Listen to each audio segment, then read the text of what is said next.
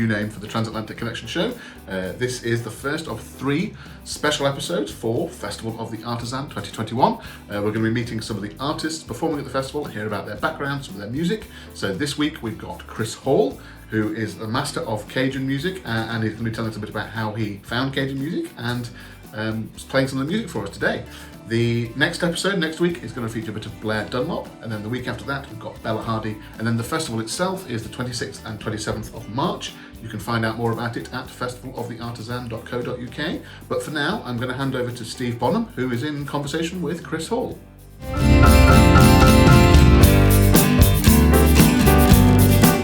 Your story very much is, the leading light, or certainly one of the top leading lights, in bringing Cajun music into the UK.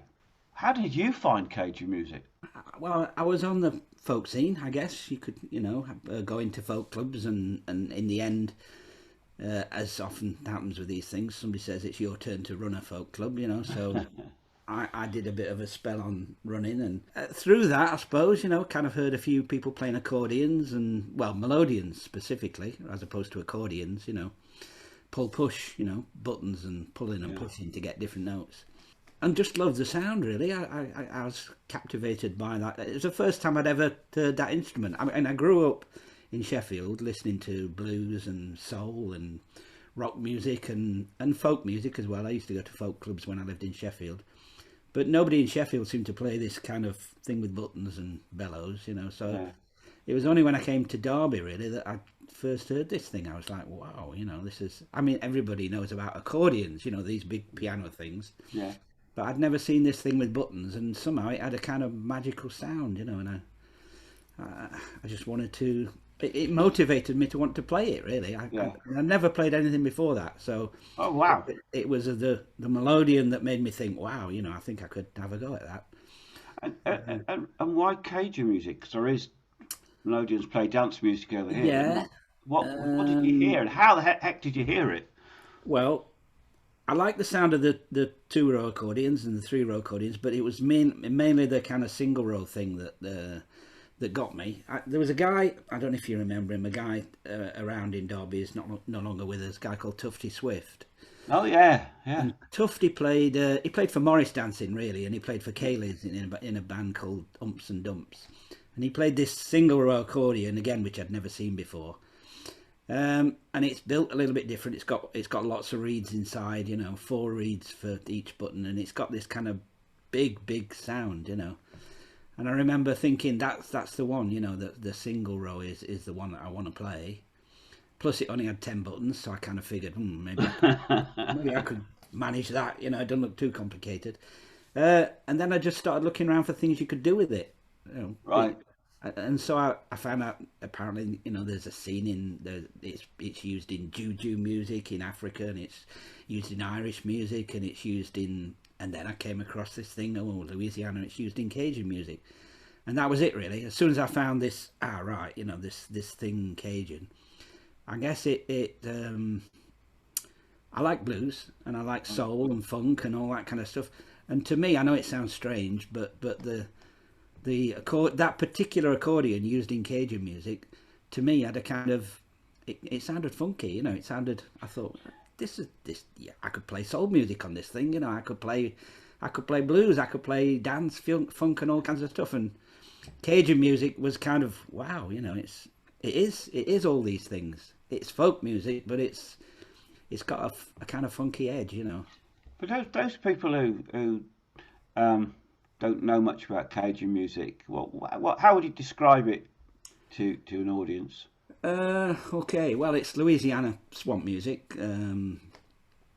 often with French, or generally with French lyrics, old tunes that have been brought up to date, really, through sort of syncopation and improvisation. So it's folk, but it's what appealed to me about it was folk, but it was kind of rock at the same time.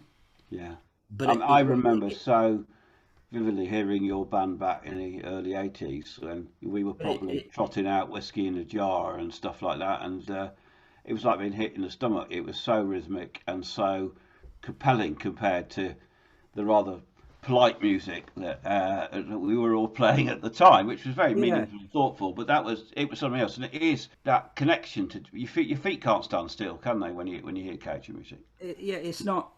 When I say it was folk and rock, what it wasn't was folk rock. You know, Yeah, it was.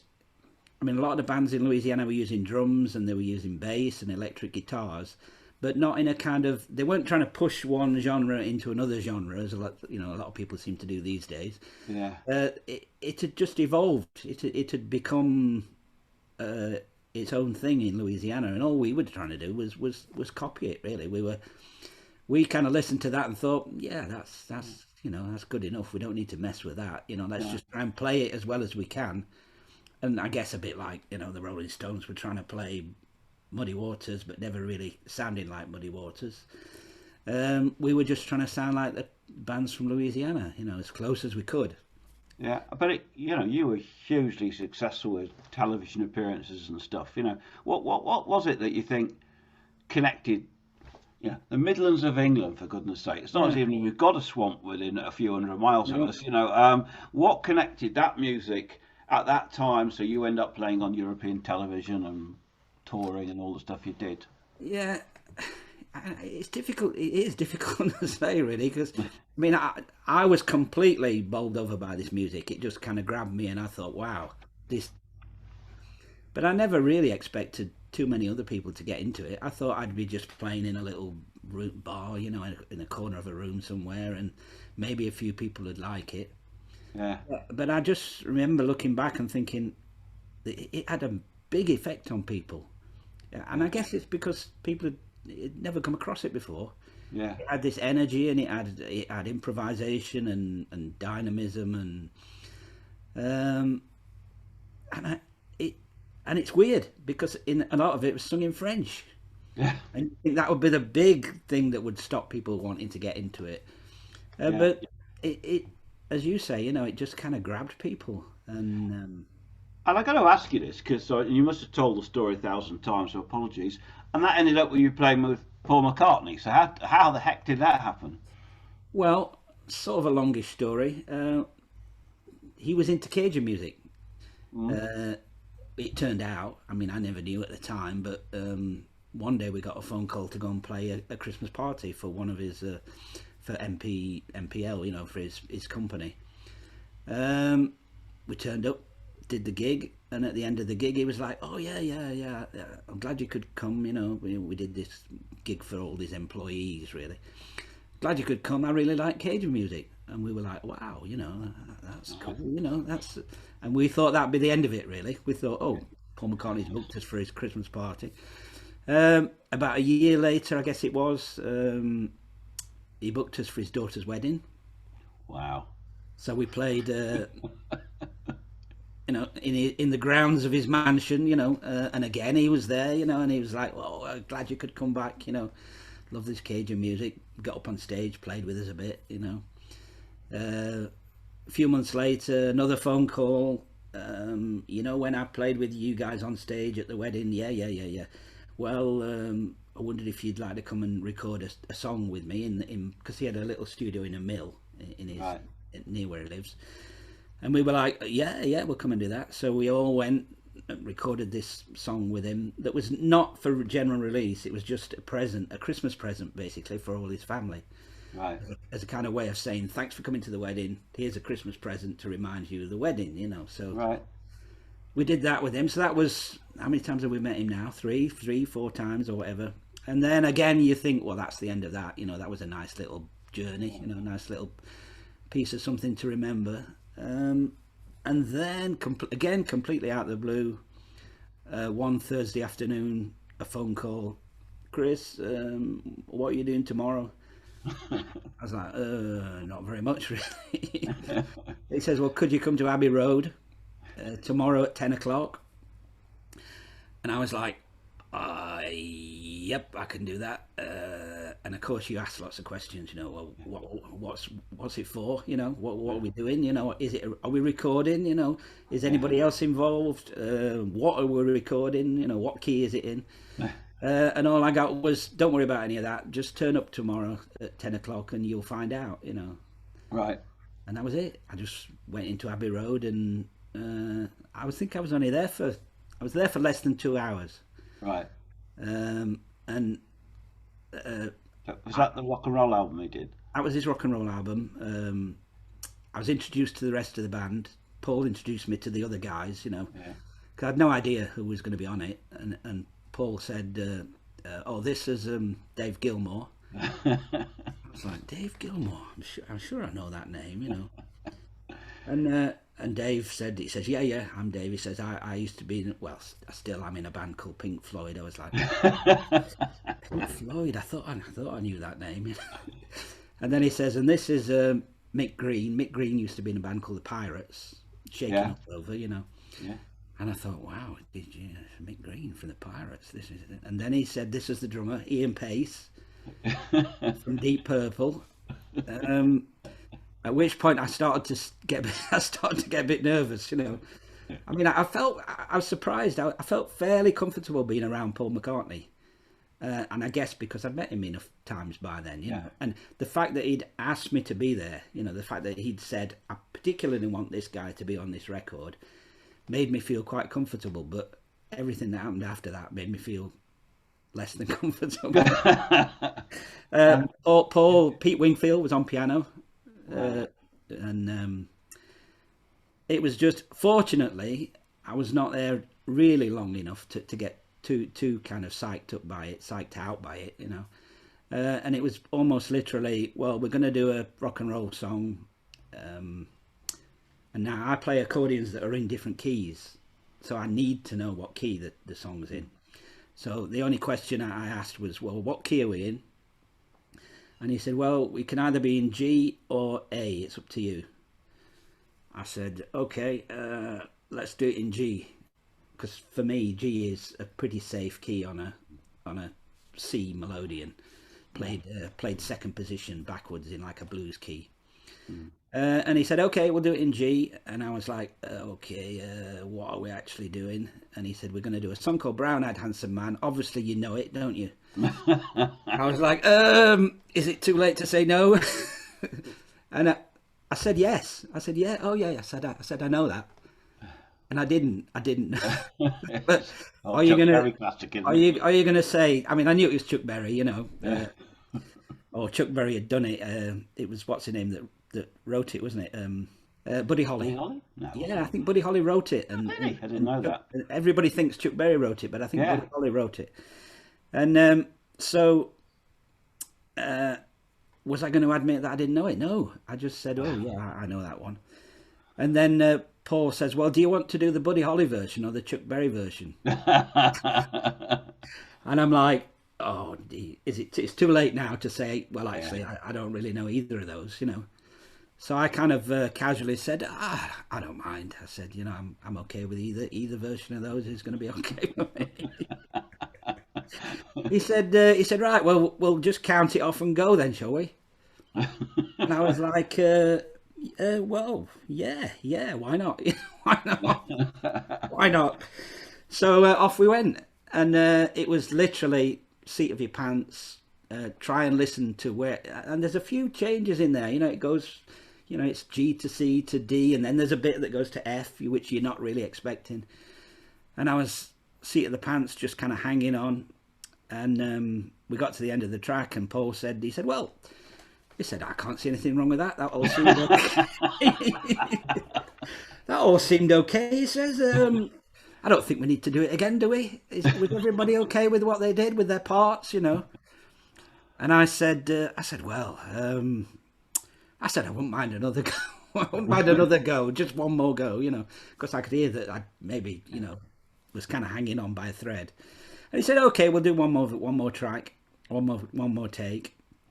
We did it again, and he said, okay, it's in the bag. We'll keep the first version. I'll keep the first version. I think that was the best one, don't you guys? And everybody went, oh yeah, the first version was the best, and that was it. Well, it's a great story. 10 minutes later, I was back on the motorway on my way back, really thinking the worst. Yeah. well, I must have been so bad that they must obviously have just thought, well, this guy's totally useless. You know, it's like they're obviously getting rid of me so they can phone somebody else, or they're getting rid of me and they're gonna, you know, get somebody else on the album, you know. And I had no idea whether I was going to be on it or not until Macca played it on Radio 2. He did a thing with Johnny Walker. He did an interview with Johnny Walker, and he went through the whole album, played the whole album, and he got to the track that I'm on, and I was 99% sure that I wasn't even going to be on the track, and on it came, and the accordion was right there, you know, loud, up front. the kind of lead instrument, and I was like, oh, okay. And they released it as a single. That became the single off the album. Yeah, I remember. And because it became the single off the album, I got lots more phone calls for like, can you come and do the Jules Holland show? Can you come and be on Top of the Pops? Can you come and do the Hogmanay special, you know? And then can you come and play at the Cavern, you know? Yeah. And I guess it was because I was on the single, really. Because I was only on one song, and I think if I'd just been somewhere in the album, that probably would have been the end of it. But it must have meant all those thousands of hours of learning that very complex contraption behind you was justified, or, you know. Well, it must be the pinnacle, wasn't it? Yeah, because I was hanging on by all it could have been. I still can't explain it myself now, because when I listen back to it, I think, hey, that's not too bad. You know, I didn't do too bad there, you know. Yeah. And it was pure instinct, survival, panic, you know. Yeah. Just probably thousands of gigs all kicking in. And thousands of gigs, yeah. And trying to work this thing out over a long period of time, you know. Yeah. I mean, this was it was 99, which is 20 years ago now, you know. Yeah. But even then, I'd been playing for over 20 years, you know, maybe 25 years I've been playing. Yeah. Can you just show us a bit? Tell us a bit about the technology of this instrument, because this is the main one. They terrify me. It does everything. Our keyboard player, who's brilliant at everything, just puts his hands up in the air when he looks at these. Well, it is a weird thing. I mean, this is the one. Funnily enough, this is the one I played with Macca. This dark brown one. But yeah, it's fairly simple. I would say simple, but not easy, because the scale is a pull-push thing. So you've got,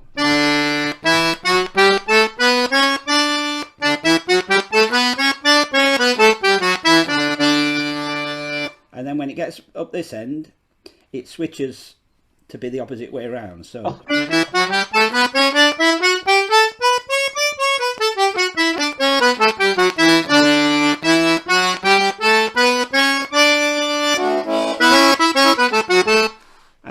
So what's all strange about the thing is this particular one's in D, so this is D. But actually, I would say 70% of tunes, Cajun things that I would play on it, wouldn't be in D. So although it's in D, I'm actually playing it in A. Right. A bit like a blues, like blues. So I'm actually playing blues riffs.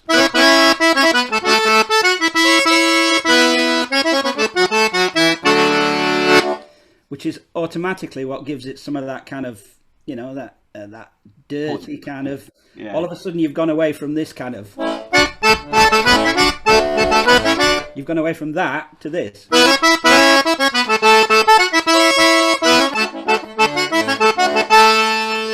So that's a lot of this.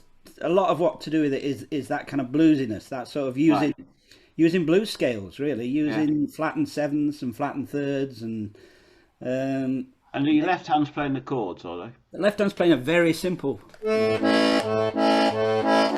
That's all you've got on this one. Two chords, two notes, two chords. Note, chord, note, chord. Now, so a lot of the times this end is wrong, really. There aren't many tunes with only two. My artisan music, you know? There aren't many tunes with only two chords. Most have got three, or sometimes four. I understand. And even the chords you're playing on this end are often the wrong chords anyway, because this thing is designed to play on a push with a push, and on a pull with a pull. Yeah. But a lot of the time I'm playing it the other way around anyway. So these chords end up being more of a percussive thing. Yeah.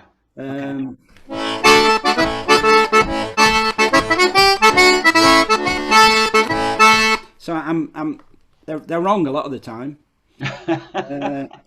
Not so much on the 3-row, which I can show you as well later. Yeah. On this one, and the pepper pot things on the top. What are they for? these are bringing in different reed banks. So Okay.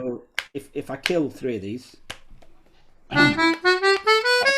there's one reed. Then you get another. Bring in another. And then bring in the 4th. So all these are doing is really kind of fattening out the sound. You know, they're not changing the key. Right. A lot of people think, oh, you can change the key with these things. No, you're still in the same key. But they're just fattening out the sound. Right.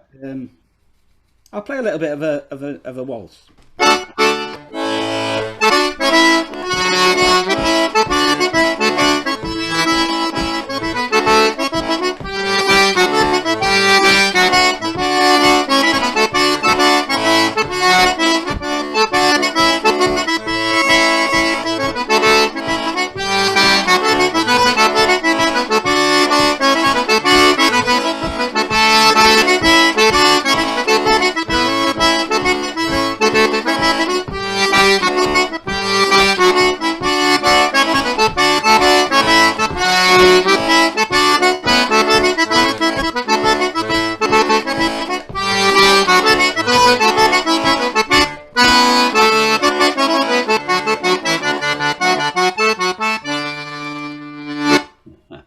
So, 3 chords in there. There were 3 chords. One of them was wrong.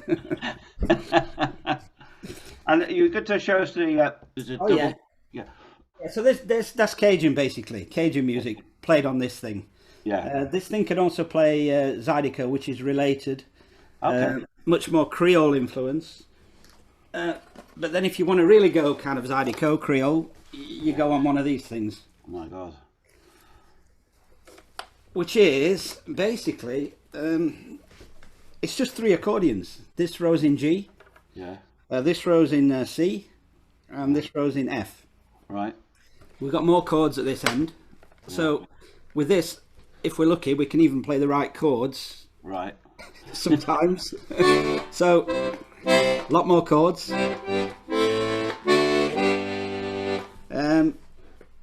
Different registers again.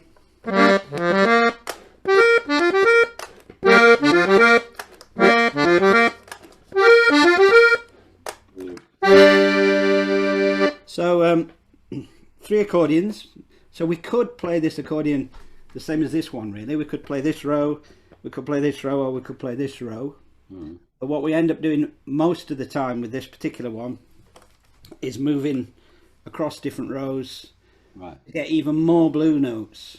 Okay. So whereas on this one we can get a flattened 7th, on this one we can get a flattened 3rd, a flattened 7th, we can play minors, or we can play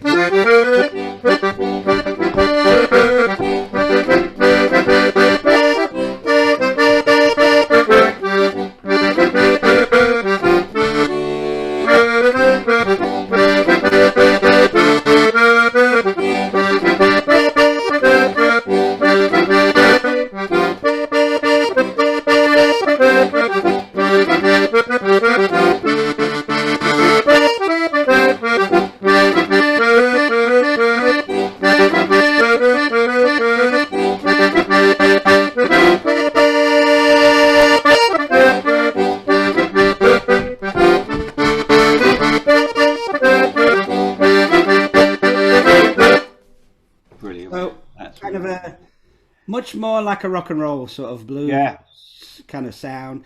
Still playing very similar riffs to what you're playing on this. Yeah.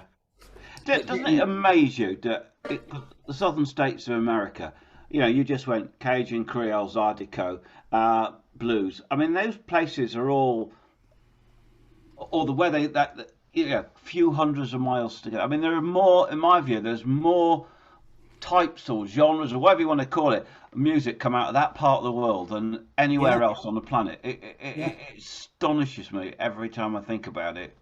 But the amazing thing is not only are there so many genres, they take these instruments like this thing, German, made in Germany, designed for playing in Bavarian beer kellers, in a very kind of umpart kind of way. They get a thing like this, arrives in Louisiana, they pick it up, and they all of a sudden, where did the German umpire go? You know, it's just a really good point. It's a bit like the way they did the same with harmonicas. Yeah, harmonicas were never, when they were first made, they were never intended to be, you know, this leading instrument in the blues. It's just that Creole guys picked up these things. There was no manual, there was no instruction book.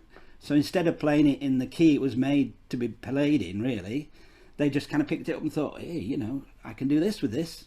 Yeah. Nobody was there to say, oh, you can't do that, that's wrong. You know, you're playing it all wrong. You know, they just threw the rule book away. In fact, they'd never seen a rule book, and if anybody ever told them they were doing it wrong, it was like, whoa.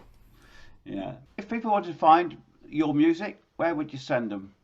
I would send them to Little Roosters on Facebook, or Cajun Roosters on Facebook, or Swamp Music, which is a website I've got, swampmusic.co.uk. You know. We must meet up after this is all over. Marvellous to talk to you again, mate, and just such a great story. We'll meet up for that point soon. Look forward to that.